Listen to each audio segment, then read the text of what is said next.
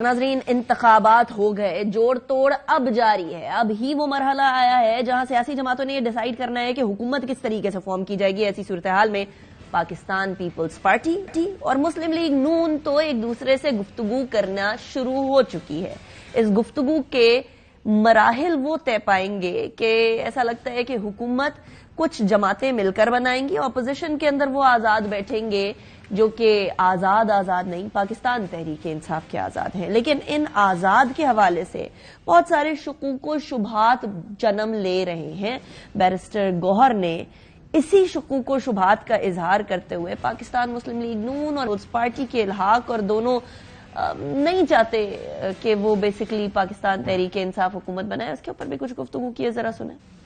League नून और peoples party दोनों को नहीं चुनेंगे। अभी तक हमारा कोई ऐसा इरादा नहीं। हमारे पास अपनी सी सीटें तो पूरी हो रही है। मैक्सिमम अगर हुआ और अलायंस करना हुआ तो एमक्यूएम के साथ अलायंस हो सकता है। हमारे जितने कैंडिडेट थे वो अल्हम्दुलिल्लाह हमारे साथ इन टच थे, वो नहीं जाने वाले। अगर हमारे साथ बिल्कुल कोई कुछ नहीं आया तो हम तगड़ी पोजीशन में बैठेंगे, पार्लियामेंट में रहेंगे, रिजाइन नहीं करेंगे। पार्लियामेंट में बैठेंगे, रिजाइन नहीं करेंगे। ये पहली दफा होगा कि पाकिस्तान तहरीक इंसाफ इतने आराम से पार्लियामेंट में इस तरह बैठने की बात कर रही हो, रिजाइन ना करने की बात कर रही हो। लेकिन बहुत बड़े बड़े क्लेम्स आने लगे हैं पाकिस्तान तहरीक इंसाफ की तरफ से, वो क्लेम्स जो शायद पूरे होते हुए नजर ना आए। आपको याद होगा कि कौमी असेंबली में 2018 के अंदर पाकिस्तान तहरीक इंसाफ के 158 मेंबर्स थे, पाकिस्तान मुस्लिम लीग नून के 82 मेंबर्स थे और पाकिस्तान पीपल्स पार्टी के 54 मेंबर्स थे। इस टाइम पर बाबर अवान पाकिस्तान तहरीक इंसाफ के रहनुमा ये दावा कर रहे हैं कि उनकी डबल सेंचुरी हो जानी चाहिए थी। सुने।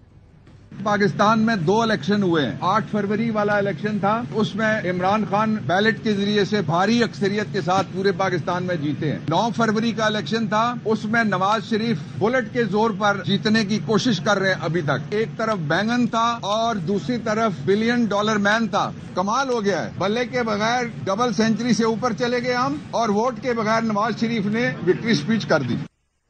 अब ये डबल सेंचुरी किधर हुई है इसको ढूंढना पड़ेगा, इसलिए क्योंकि ARY के बाकायदा अभी तक जो नताइज हमारे सामने आए हैं उसके मुताबिक पाकिस्तान तहरीक इंसाफ के आजाद मेंबरान में से 93 इलेक्ट हुए हैं। लेकिन बैरिस्टर गौहर भी कुछ इसी तरह का क्लेम कर रहे हैं। उन्होंने डबल सेंचुरी तक तो मामलात को नहीं पहुंचाया, लेकिन 170 तक जरूर पहुंचा दिया। सुने। इस वक्त अल्हम्दुलिल्लाह पाकिस्तान तहरीक इंसाफ के पास 170 सीटों बरतरी हासिल हो चुकी है। इन 170 सीटों में से 94 सीटें वही हैं। इलेक्शन कमीशन एडमिट कर रहा है, उन कमीशन ने फॉर्म 47 इशू किए हुए हैं। पाकिस्तान तहरीक इंसाफ वफाक में हुकूमत बनने जाएगी। इंशाल्लाह हम हुकूमत बनाएंगे। पाकिस्तान तहरीक इंसाफ KPK में हुकूमत बनाएगी। इसके साथ साथ पंजाब में हम इंशाल्लाह ताला हुकूमत बनाएंगे। अच्छा, हुकूमत तो बना लेंगे, लेकिन उस सिलसिले तक पहुंचने के लिए जो कोशिशें जारी हैं, एक तो 170 का फिगर इज वेरी हाई। ये पिछली जब बल्ले का निशान था, जब बाकायदा जमात थी, उस टाइम पर भी 170 तक पाकिस्तान तहरीक इंसाफ नहीं जा सकेगी थी। 2018 के इंतखाबात जिनके अंदर बड़ा वाज़ेह तौर पर कहा जाता था कि ये लाडले हैं, ये सिलेक्टेड हैं, इनको फेवर की जा रही है, तब तक भी 158 पर ही पाकिस्तान तहरीक इंसाफ रुकी थी।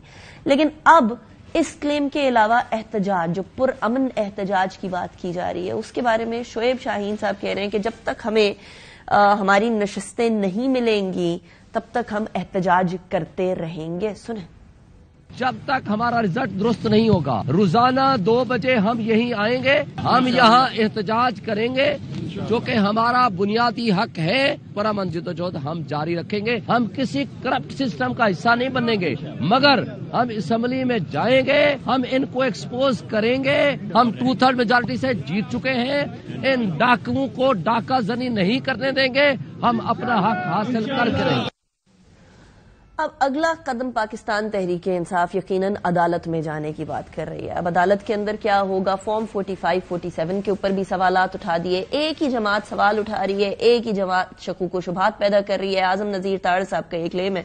सुने। انتخابی نتائج کے حوالے سے شکوک و شبہات پیدا کرنے کی کوشش کی جا رہی ہے. بہت زیادہ شور مچایا جا رہا ہے اور عدالتوں میں جانے کا کہا جا رہا ہے اور کچھ پٹیشن سنے آئی بھی ہیں. ایک جماعت کو انتخابی نتائج پہ بہت زیادہ شکوک و شبہات ہیں اور ان کے تحفظات ہیں. بھائی اگر آپ کے تحفظات ہیں تو پھر آپ خیبر پختونخوا میں تو آپ ڈھول تاشے بجا رہے ہیں.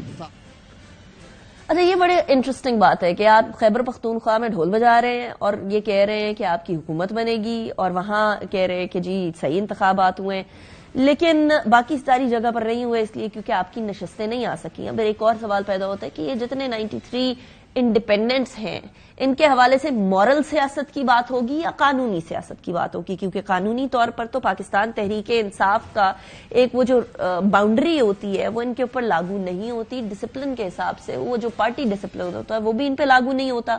اس سے پہلے ہی کہ ہم اس گفتگو کی طرف بڑھتے ہیں، آج ہی شام کو ایک ممبر تو ٹوٹ کر پاکستان مسلم لیگ نون میں آ گئے ہیں جو کہ سیکرٹری جنرل تھے لاہور کے پاکستان تحریک انصاف کے.